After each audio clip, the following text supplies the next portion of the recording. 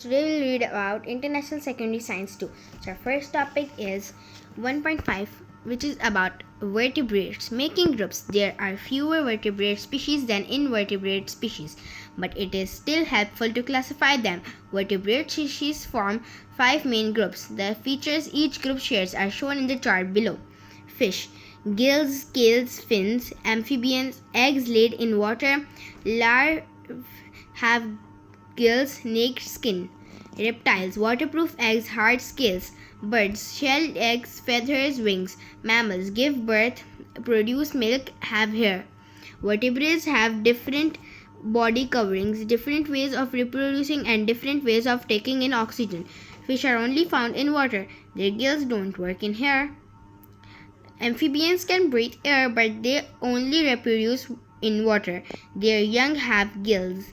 Reptiles, birds, and mammals can live in dry places. They have waterproof body covering and they can reproduce without water. Mammals give birth to live young and feed them on milk. But other groups lay eggs. Warm blood. Mammals and birds keep their body temperature around 37 degrees Celsius. They are warm-blooded. It takes a lot of energy to keep warm, so they need to eat more for their size and more size than species in the other 3 vertebrate groups. Fish, amphibians, and reptiles are cold-blooded.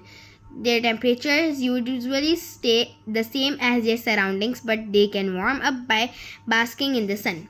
Amphibians and reptiles. Amphibians and reptiles can be hard to distinguish from a distance. Both these animals have 4 legs and a tail. The salamander is an amphibian. Its skin is smooth and moist and lives in cool, damp places. Its young develop in water, so they have gills instead of lungs. The gecko is a reptile.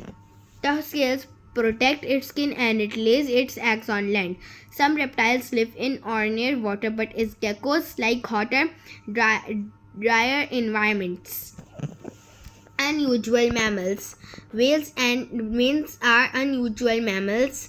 They have very little hair and their bodies are streamlined. But like other mammals, they give birth to live young. Mothers push their newborn calves to the surface to take their first breath. Their offspring feed on milk for at least 6 months. Difficult to classify. Some species have characteristics from more than one vertebrate group. Their body covering is usually the best guide to the group they belong in. Olm has gills covered in smooth skin, lives entirely in water.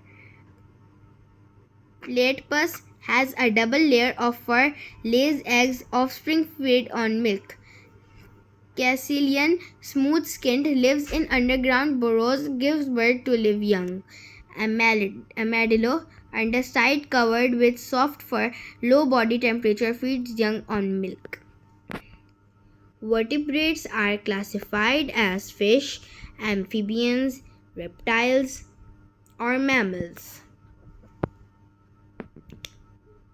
Like all mammals, whales feed on their young on milk. The next topic is 1.6, classification of plants. Flowering plants. Most plants are flowering plants. Flowers come in a huge variety of shapes and colors. Closely related plants have very similar flowers. This makes it easy to classify flowering plants into groups and subgroups. Grasses and trees are flowering plants too, but their flowers are usually small and dull. Plants without flowers. The 3 plants in the photograph are different. They are not flowering plants.